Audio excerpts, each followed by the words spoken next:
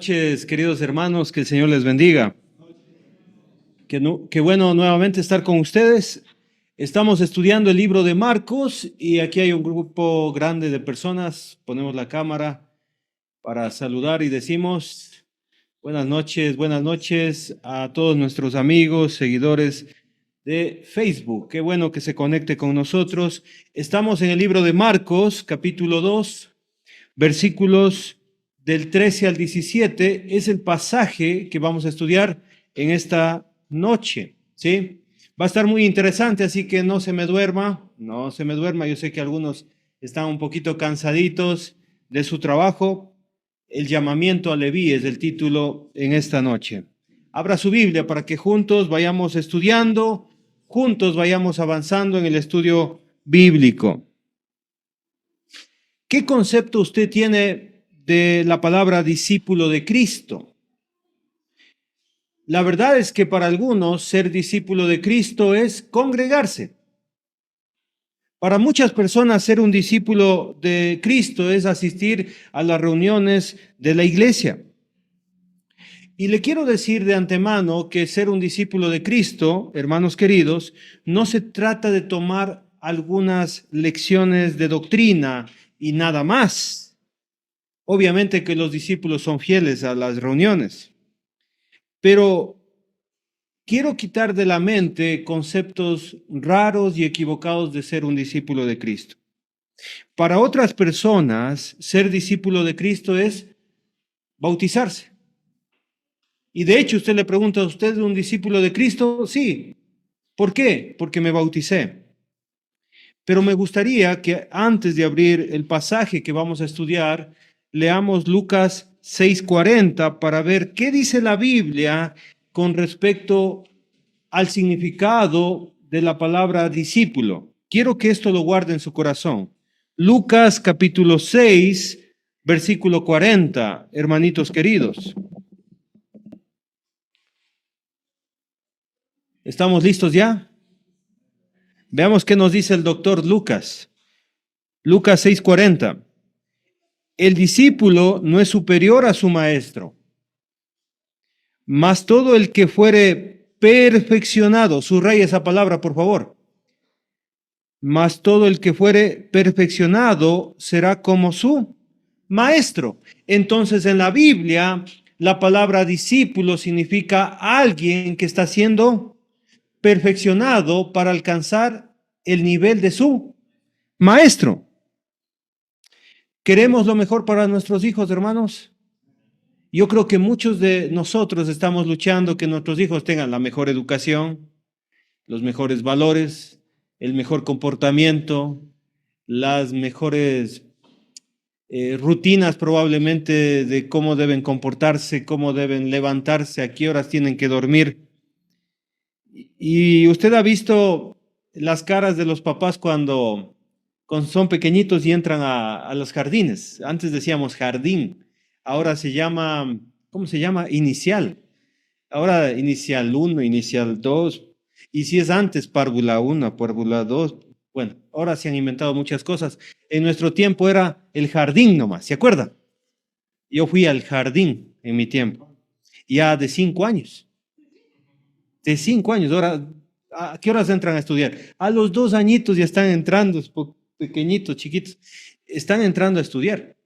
Pero piense cuando pasan adelante con su título de párvula o de inicial, ay, esos chiquitos, y van con su título, ¿no? Sonriendo y con nervios bajan esos niños pequeñitos. ¿Y cómo están los papás?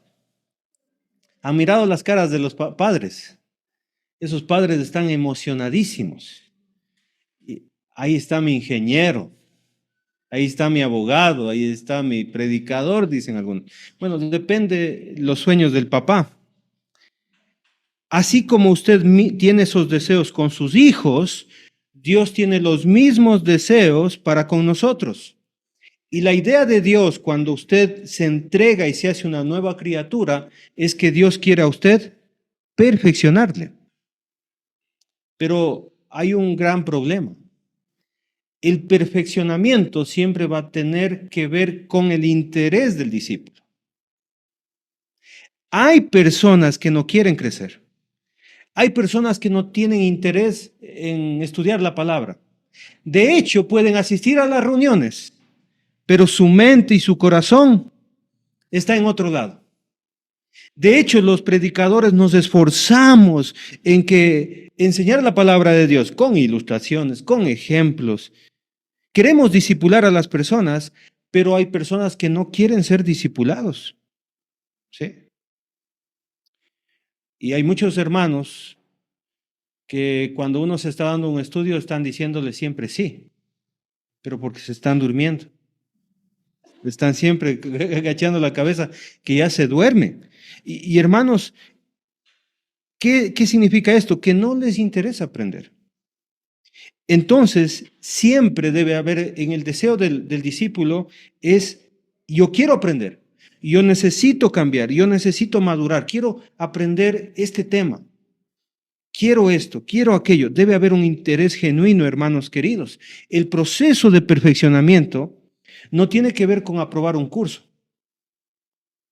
ni reunirse un día. Tiene que ver con el compromiso. O sea, yo quiero estudiar, yo quiero reunirme para perfeccionarme. Y uno tiene que establecer metas. Yo quiero hoy ser muy claro con usted. Hay que establecer metas espirituales. Y no tengo que conformarme, porque el conformismo es ser religioso. El conformismo es, me toca el domingo. Levantarme para yo ir a la iglesia. Hasta ese punto se llega. Porque yo me duermo. Es que soy muy cansado. Entonces me timbras, ¿no? Para ir yo a la iglesia. ¿Se oye esos casos? Porque está con mucho sueño, porque está muy ocupado, es que tengo esto, tengo aquello. No hay un compromiso. Uno tiene que estar comprometido. Y uno tiene que establecer metas espirituales como la siguiente. Voy a dejar de ser mentiroso. Voy a dejar de ser chismoso. Ya no voy a hablar malas palabras. Voy a ser obediente a mis padres. Son compromisos que uno debe tener. Voy a cambiar mi carácter porque soy muy agresivo cuando hablo. Yo voy a ser más tranquilo. Voy a sujetarme a mi esposo. Qué lindo ¿no es cierto? Este deseo, esta meta. Buenísima. Voy a ser responsable en mi casa y voy a empezar a dar el sustento. ¿Sí? Voy a dejar de ser ambicioso y avaro. Voy a dejar de hablar mal de las personas. Voy a empezar a enseñar a mis hijos. Voy a dejar un poquito el trabajo para empezar a dedicarme a mis hijos. Voy a dejar de ocultar que soy cristiano. Voy a decir soy cristiano. ¿Sí? Ya no voy a tener vergüenza. Hoy vamos a hablar de un hombre que entró en el proceso del discipulado. Y es necesario, hermanos queridos, yo quiero que anote estos puntos porque creo que son demasiado importantes. Para ser un discípulo, hermanos queridos, tenemos, número uno, que tener el carácter de Jesús. Anote, por favor. Debemos anhelar tener el carácter de Jesús, de tal forma que en mi vida cotidiana voy a preguntarme, ¿esto será lo que Jesús haría? ¿Jesús tomaría esta decisión? ¿Él me aconsejaría esto? Tener el carácter de Jesús. Número dos, profundizar en el conocimiento que Él me dejó. Es decir, no me conformo con lo básico. Quiero aprender más. Profundizo más. Aprendo más. Y eso tiene que ver con muchas cosas. Número tres, tener una propia convicción de quién realmente es Jesús. Una identidad. Conocer quién es Jesús. Hay gente que no conoce quién es Jesús. Dice, mira, Jesús es hijo de hombre. ¿Qué es eso? Jesús es hijo de Dios. La gente dice, ¿qué es eso? Porque no tiene un conocimiento quién realmente es Jesús. Convicción. Y número cuatro, tener una comunión con otros discípulos. Y esto es fundamental. No se puede tener comunión con Dios si no se tiene una comunión con los discípulos. Lo dice Primera de Juan, capítulo 1. Para ser limpiado con la sangre de Cristo, necesariamente, hermanos queridos, tenemos comunión unos con otros. Lo dice el texto, investigue. Primera de Juan, capítulo 1. Entonces vamos a Marcos capítulo 2, versículo 13, para hablar de este discípulo y cómo el Señor le está discipulando a este señor, a este discípulo.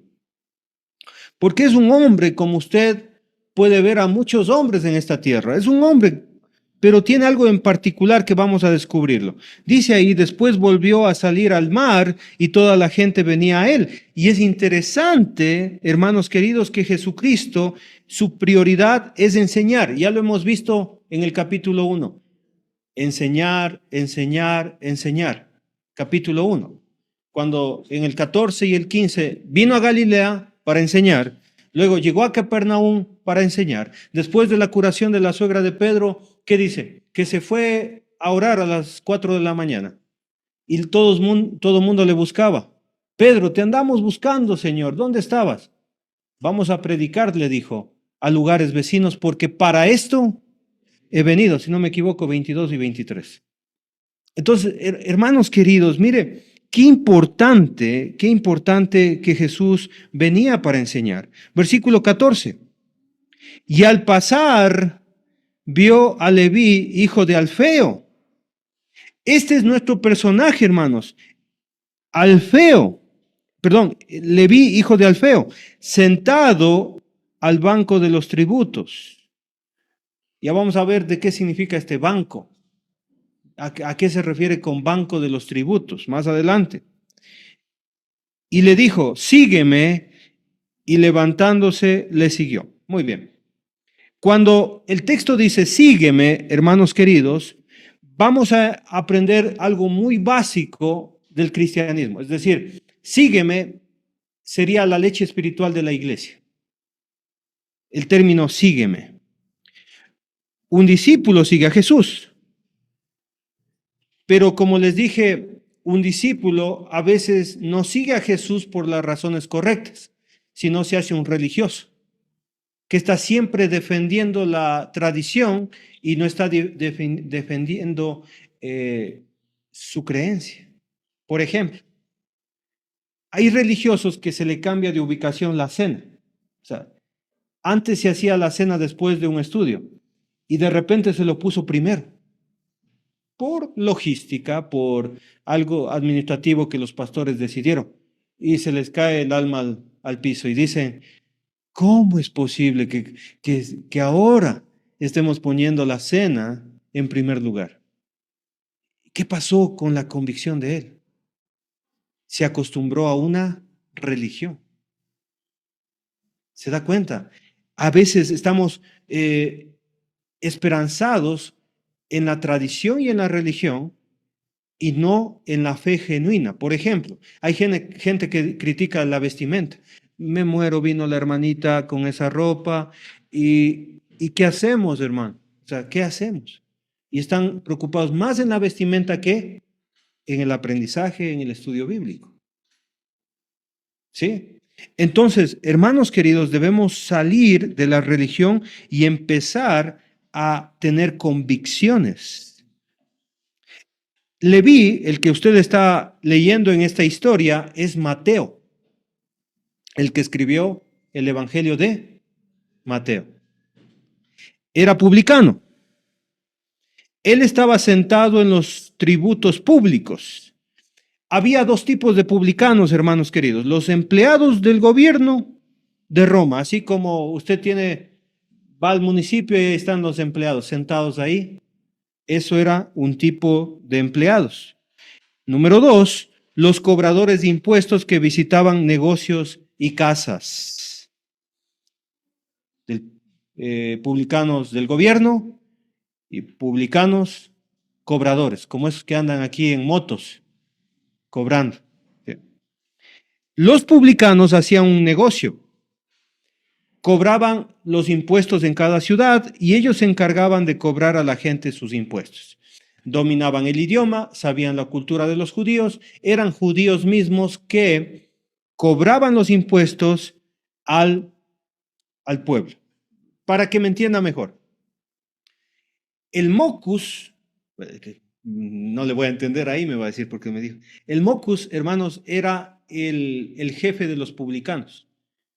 el cabecilla de un grupo de publicanos organizados, y este Mockus iba donde los funcionarios del gobierno, las autoridades, le decía: quiero venir a negociar. ¿Y qué quiere negociar? Impuestos, decía. Y era así la negociación. ¿Cuánto esperas cobrar por este pueblo? En este caso, Capernaum. ¿Cuánto esperas cobrar por esto? Vamos a suponer, ¿no? Vamos a hablar en dólares. En ese tiempo fue en otras monedas, ¿no? Denarios y otras cosas. Pero dijo más o menos así: espero cobrar $1.000.000. Ok. El Mockus, este hombre decía: te lo compro. Te pago 700,000. Y estas autoridades, para no estar cobrando y metiéndose en ese problema de golpear, págueme los impuestos y todo eso, le decían: bueno, te lo vendemos en 700,000 y tú cobras los 300, serán tus ganancias. Eso hacían.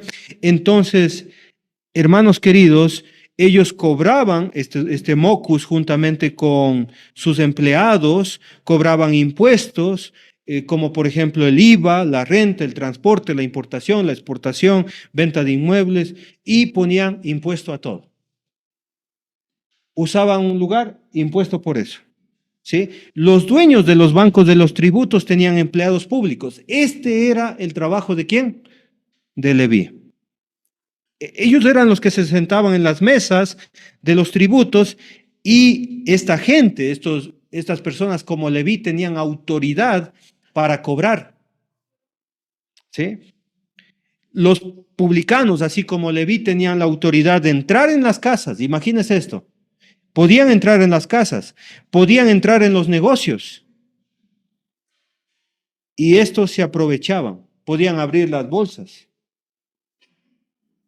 se metían en todo. Esto causó, hermanos queridos, que la propia gente judía no les quiera para nada. No les querían. Eran odiados.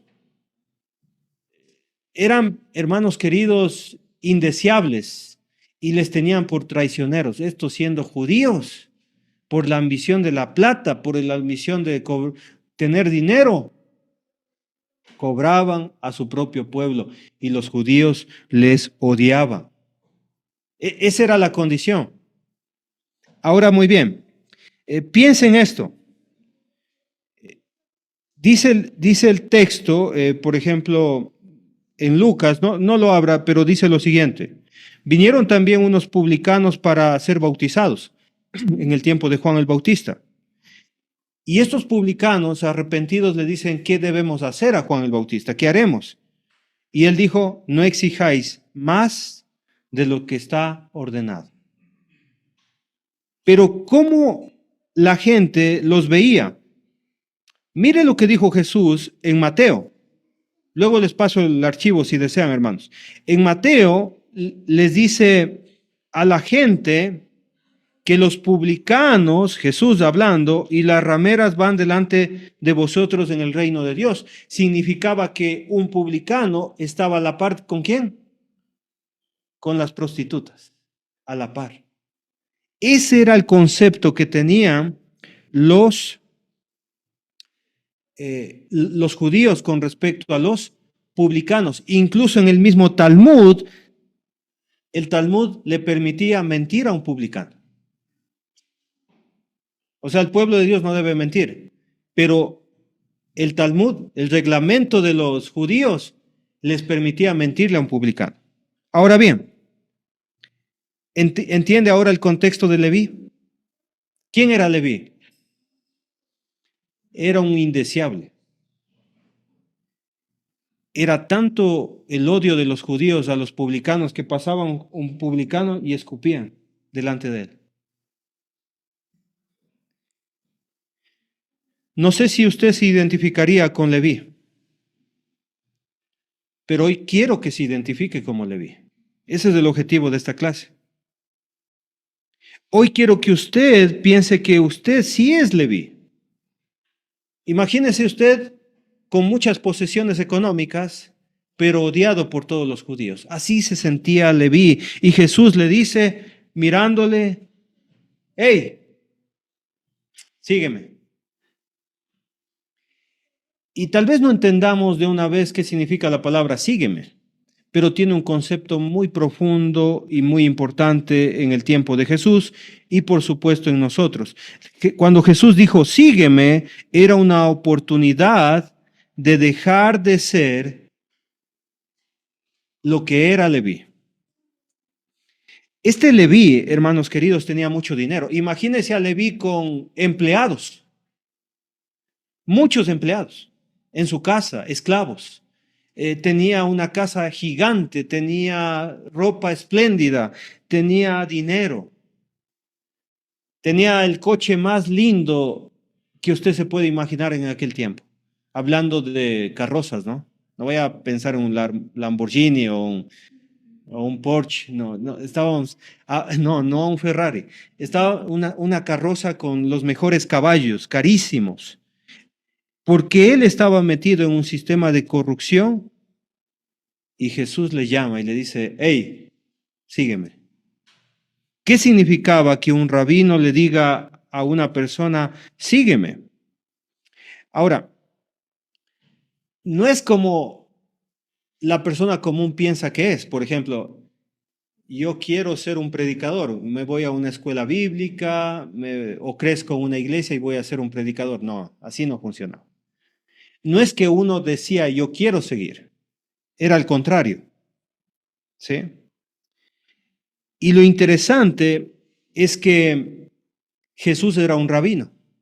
La gente común a Jesús no lo veía como el rey de señores, el soberano, la segunda persona de la Trinidad. No, veían a Jesús era un rabino, un hombre excepcional, pero era un hombre. De parte de Dios, incluso decía Nicodemo. Entonces, un rabino era una persona que enseñaba y que tenía una escuela de seguidores. Los seguidores querían ser como su maestro. Los rabinos enseñaban a los seguidores a entender la ley, aprender a vivir correctamente y alcanzar la sabiduría de su rabino, de su maestro, ¿sí?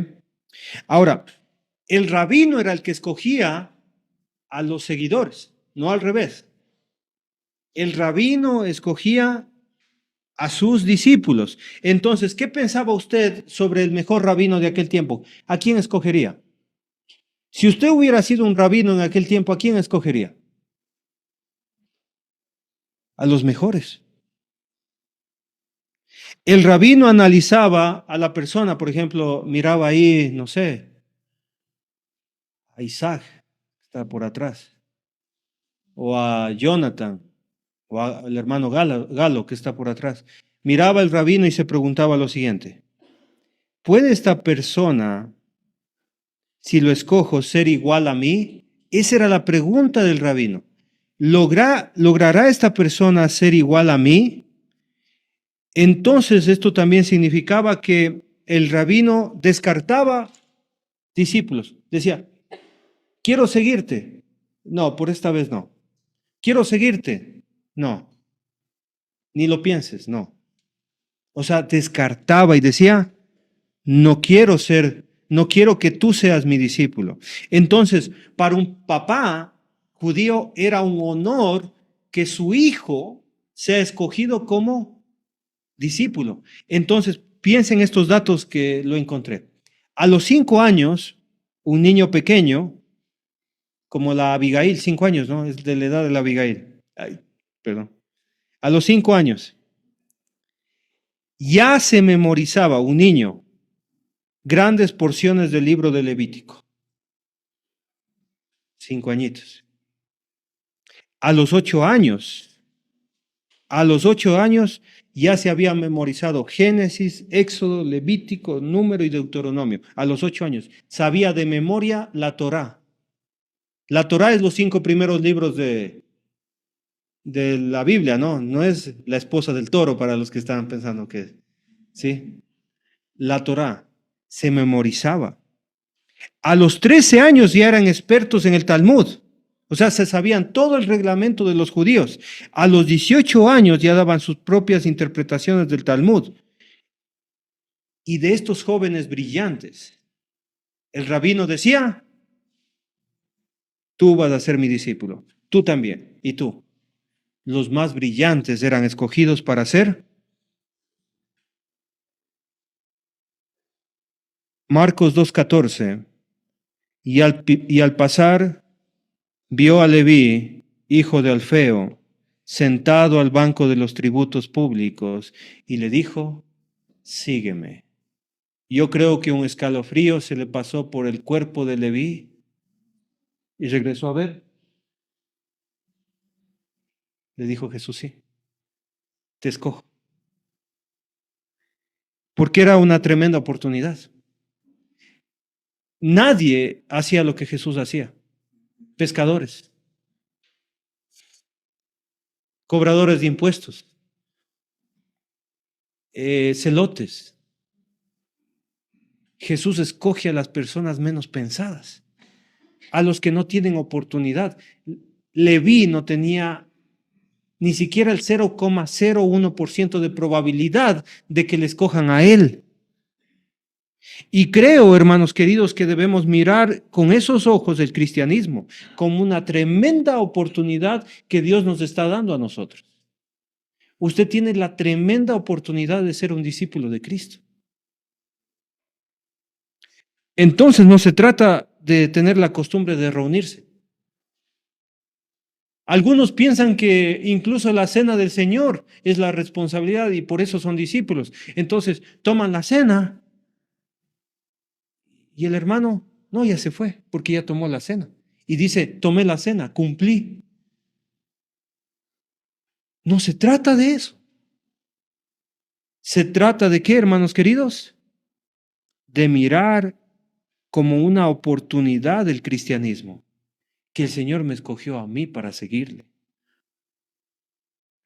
Que Dios me está diciendo, Jesús me está diciendo, tú puedes ser igual a mí. Tú puedes cambiar tu vida. Ahora sí podemos entender textos como el siguiente. Por ejemplo, Juan capítulo 8, versículo 12.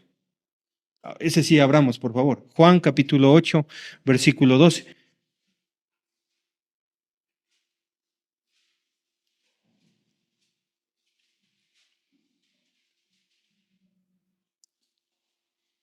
Dice el texto. Otra vez Jesús les habló diciendo, y mire lo que dice Jesús y su declaración. Hoy la vamos a entender de mejor manera. Yo soy la luz del mundo. El que me sigue, el discípulo escogido, no andará en tinieblas, sino que tendrá la luz de la vida. Juan 8:12. Juan 8:12. Entonces, ¿qué está diciendo Jesús? Yo soy la luz y tú puedes también ser luz. Tú puedes llegar a tener la luz de la vida, pero hay un requisito. ¿Cuál ha sido? No andarás en tinieblas. O sea, un discípulo, hermanos queridos, tiene mucho compromiso. No puedo pretender ser un discípulo de Cristo y andar en tinieblas, no se puede. No, soy un discípulo, no, usted es un simpatizante. El simpatizante es el que sí, estoy de acuerdo, pero no tiene compromiso. El discípulo sí tiene compromiso. Deja las tinieblas y empieza a vivir en la luz. ¿No es cierto? Mateo capítulo 11. Vamos a ver otro texto para entender el discipulado de mejor forma. Mateo capítulo 11, versículo 29.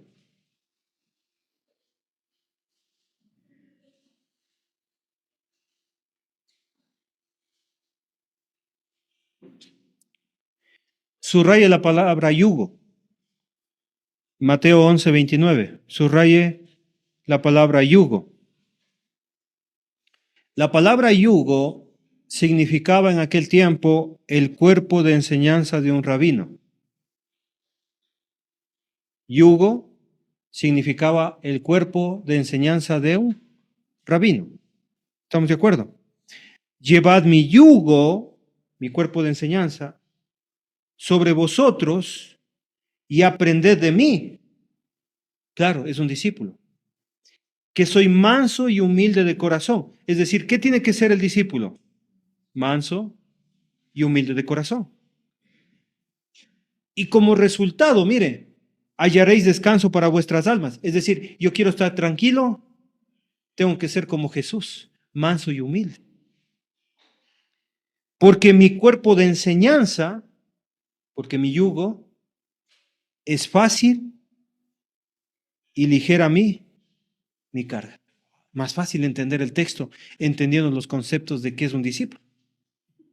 Así que, hermanos queridos, yo le invito a aprender de Jesús. O sea, ser un discípulo de Jesús es una tremenda oportunidad. Los hombres y las mujeres de la iglesia debemos ver esto como una oportunidad de oro de ser igual a Jesús. No es cualquier cosa.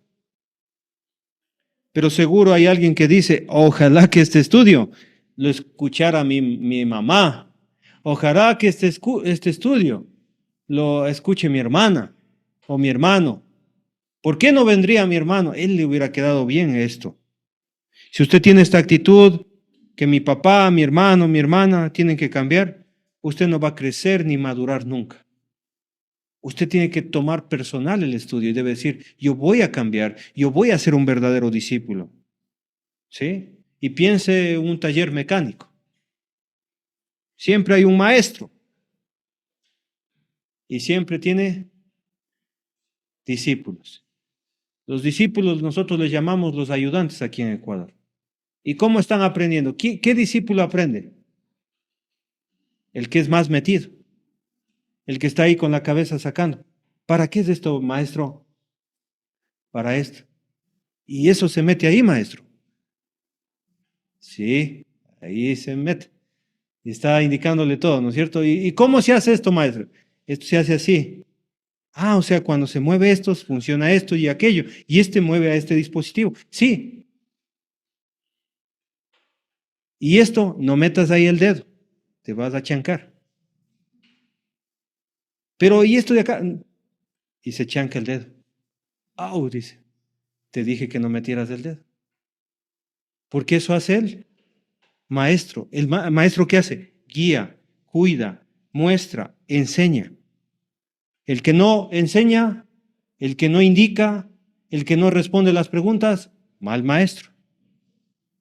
El que sí enseña, el que muestra, buen maestro. ¿Sí? Así que, hermanos queridos, mire lo que hace Leví, Marcos 2:14. ¿Qué hace Leví? Y levantándose le siguió. Mire lo que dice Lucas 5:28.